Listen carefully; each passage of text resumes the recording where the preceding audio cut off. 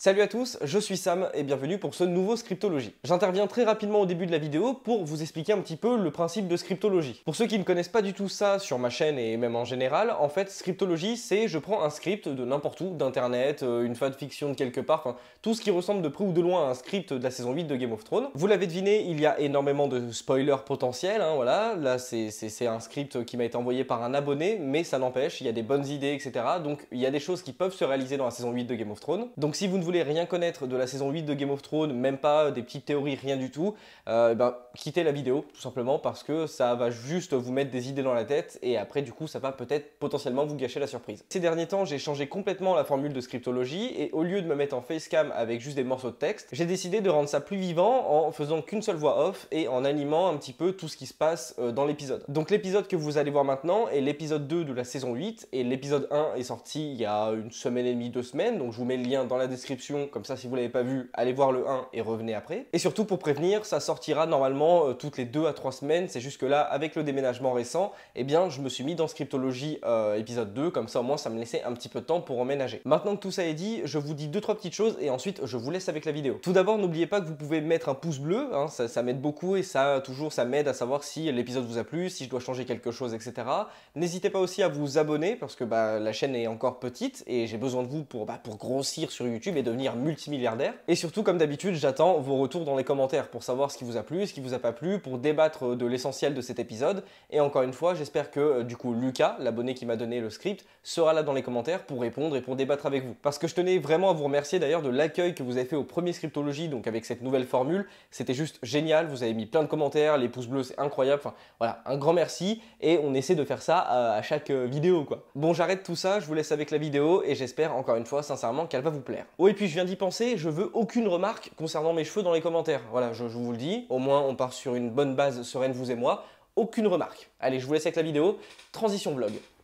Saison 8, épisode 2, The Battle of Winterfell. Scène numéro 1. Jaime, Bronn et quelques troupes Lannister arrivent à Vivzeg. Jaime demande à rentrer seul dans le château pour rencontrer Edmure Tully. Lorsqu'il rentre dans le château, il est accueilli par Edmure, qui en rigolant trouve que l'armée Lannister a bien diminué depuis leur dernière rencontre. Mais Jaime en vient rapidement au sujet. Il dit aller vers le nord pour combattre l'armée des morts aux côtés de Jon Snow et Daenerys Targaryen. Il dit à Edmure qu'il faut emmener le plus d'hommes possible au mur pour combattre l'armée des morts composée de 100 000 soldats. Edmure Tully est étonné et se rend compte que Jaime n'a pas appris la nouvelle comme quoi le mur était tombé et que les marcheurs blancs marchaient en direction de Winterfell. Jaime comprend à l'instant qu'il ne faut pas attendre et qu'il doit, avec le soutien d'Edmure ou non, rejoindre rapidement Winterfell pour resserrer le rang des hommes. Edmure voit la détresse dans les yeux de Jaime et lui demande avant qu'il ne parte pourquoi il va se battre au nord au risque de tout perdre plutôt que de se cacher dans la capitale avec sa sœur. Jaime se retourne et lui explique avoir vu un soldat de l'armée des morts et que s'il ne repousse pas les marcheurs blancs, aucun endroit dans Westeros ne sera en sécurité. Suite à cette discussion, Edmure Tully décide de rejoindre les rangs des Lannister pour aller défendre le nord. Scène numéro 2. Jon, Daenerys, Tyrion, Sansa, Arya, Davos, Varys, Jorah, le limier et Brienne sont dans la salle commune de Winterfell. Varys raconte avoir appris grâce à des contacts dans la capitale qu'aucune troupe Lannister n'a quitté la ville pour marcher vers le nord et que Cersei aurait donc menti. Chacun se retourne vers Tyrion qui avait pourtant dit qu'il avait réussi à convaincre Cersei à Dragon Pit. Tyrion répond alors qu'il savait que Cersei ne soutiendrait pas le nord, qu'il avait cherché à la convaincre mais qu'il n'avait pas réussi. Tyrion dit qu'il a conclu à marcher avec Cersei et qu'une fois l'armée des morts défaite, Daenerys devra retourner sur Essos et ne jamais remettre les pieds à Westeros. Tyrion continua en disant qu'il n'avait pas le choix et que c'était la seule solution pour que Cersei ne vienne pas les attaquer dans le dos et que dans tous les cas, elle n'aurait pas donné son soutien au nord. Daenerys s'énerve contre Tyrion, elle l'insulte de traître et lui ordonne de quitter la salle pour avoir trahi sa confiance. Mais Jon s'oppose à Daenerys lui disant qu'il n'avait pas le choix et qu'il est très important de garder Tyrion à leur côté pour établir une bonne stratégie militaire contre l'armée des morts. Daenerys est étonnée de la façon dont Jon lui a parlé,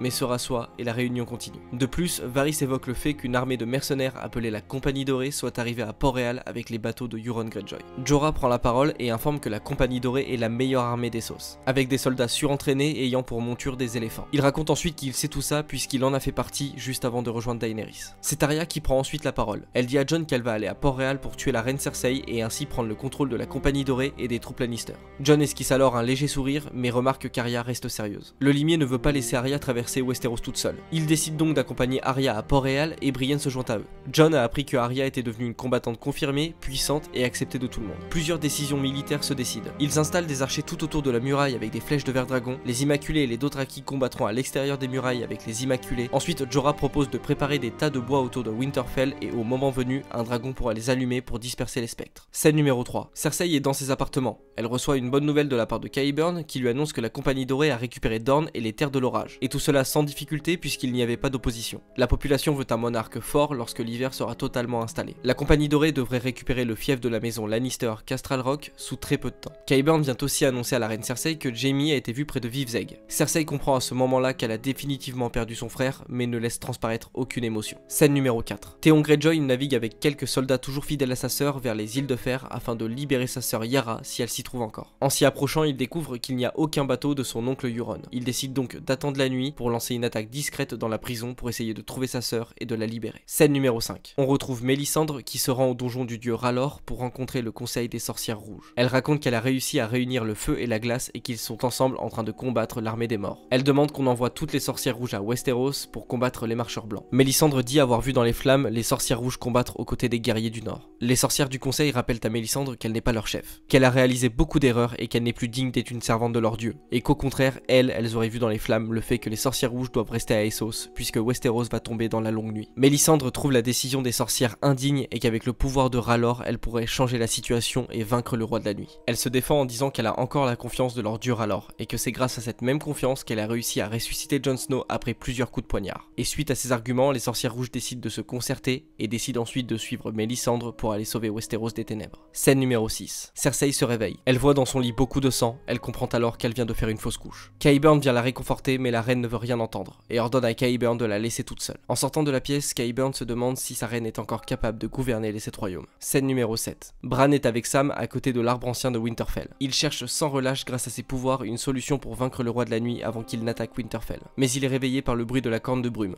qui retentit 3 coups, ce qui indique que l'armée des morts est arrivée. Scène numéro 8. Les hommes sont en place et attendent la première attaque des spectres. Sansa, Tyrion, Varys, Missandei et d'autres restent à l'intérieur des murailles pour réunir les femmes et les enfants pas aptes à se battre. Arya, le limier et Brienne n'ont pas eu le temps de quitter Winterfell que l'armée des morts encercle déjà la forteresse et ils vont rejoindre Jon pour se battre contre les marcheurs blancs. Jon est sur le front avec Daenerys, Jorah, Tormund, Beric Dondarrion, Gendry, Ed et Podrick. Après que la tempête soit redescendue, une première vague de spectres est lancée. Ce sont les Dothraki placés sur le front qui s'en occupent. Puis d'autres vagues de spectres sont envoyées et la bataille de Winterfell est lancée. Alors que beaucoup de morts sont à déplorer dans les deux camps, le roi de la nuit avec un seul geste de son bras relève les soldats tombés et les hommes doivent affronter leurs anciens camarades revenus d'entre les morts. Jon décide donc de s'approcher de Rhaegal, le troisième dragon de Daenerys. Il le chevauche et prend son envol au-dessus du champ de bataille. Le roi de la nuit prend ça comme un défi et décide de monter lui aussi sur son dragon et les deux dragons s'éloignent dans le ciel, le roi de la nuit contre Jon, ce qui fait pleinement partie du plan de Jon car si le roi de la nuit se bat contre lui, il ne peut pas relever les morts du champ de bataille. Nous retrouvons Bran qui cherche désespérément des réponses pour vaincre le roi de la nuit et son armée. Daenerys profite de l'absence du roi de la nuit pour monter sur Drogon et survole le champ de bataille en brûlant tout ce qu'elle voit, allant même jusqu'à sacrifier des hommes de sa propre armée. Cependant, elle sait qu'un soldat brûlé ne pourra pas se relever. Des spectres commencent à escalader les murailles de Winterfell. Les archers sont là pour les repousser, mais de plus en plus de spectres s'y rendent. Beric et Tormund font équipe et arrivent à abattre un marcheur blanc. Et du côté de Brienne, grâce à son épée valérien, elle arrive aussi à tuer un autre marcheur blanc. Pendant que Daenerys survole le champ de bataille, un marcheur blanc envoie une lance en direction de Drogon. Daenerys l'évite, mais ne veut pas prendre plus de risques et décide de se reposer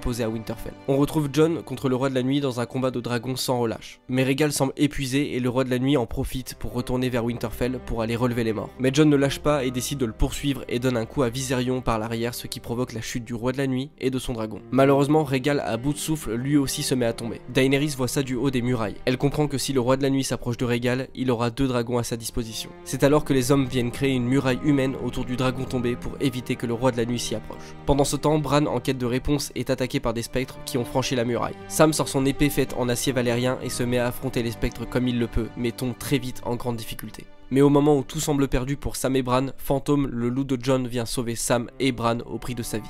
Daenerys veut en finir. Elle remonte sur Drogon, fonce vers le roi de la nuit et lance sur le roi de la nuit. Mais la bataille continue, les spectres se rechargent sur les hommes épuisés, le roi de la nuit récupère une lance pour viser Daenerys, mais Beric et Tormund décident de poursuivre le roi de la nuit et un combat commence. Après plusieurs coups esquivés, Beric plante son épée de ver dragon dans le ventre du roi de la nuit sous les yeux au loin de Jon Snow. Mais cela n'a aucun effet et le ver dragon se détruit. Avec l'effet de surprise, le roi de la nuit tue facilement Beric et Tormund. Daenerys, toujours sur Drogon, décide de brûler son dragon qui agonise au sol pour éviter que le roi de la nuit n'en prenne le contrôle. Et après ça, elle décide de retourner poser Drogon à Winterfell pour ne pas risquer de le perdre. Les hommes sont repoussés par l'armée des morts et les spectres sont de plus en plus nombreux à escalader Winterfell. Sansa, Tyrion et Daenerys à l'intérieur des enceintes décident d'évacuer le château par derrière avec les femmes et les enfants. Des spectres voient l'évacuation des habitants et se mettent à courir en leur direction sous l'impuissance de Jon et ses soldats. Drogon quant à lui est la seule défense face aux milliers de spectres. Les spectres rentrent facilement dans Winterfell et Jon ordonne le retrait des troupes pour rejoindre Sansa et les autres. Sam, voyant la retraite des hommes, prend Bran avec lui pour fuir l'enceinte du château avant qu'il ne soit trop tard. Alors que Drogon brûle les premiers spectres qui se dirigent vers les survivants, c'est les Lannister et les Tully guidés par Jaime qui prennent de dos l'armée des morts. Mais n'étant pas équipés de Verdragon, ils arrivent juste à temps pour repousser les spectres. Arya, le limier et Brienne, voyant Jaime au loin, vont en sa direction. Arya demande à Jaime si Cersei a trahi sa parole, et Jaime confirme. Arya propose à Jaime de l'accompagner à Port-Réal pour aller tuer Cersei, et il finit par accepter, espérant convaincre une dernière fois Cersei. Les Lannister et les Tully occupent les spectres, pendant que tout le monde bat en retraite. Les archers quant à eux tiennent les spectres à distance, et Drogon crée une muraille de feu afin que les spectres ne puissent plus passer. Les hommes reculent et marchent vers le sud.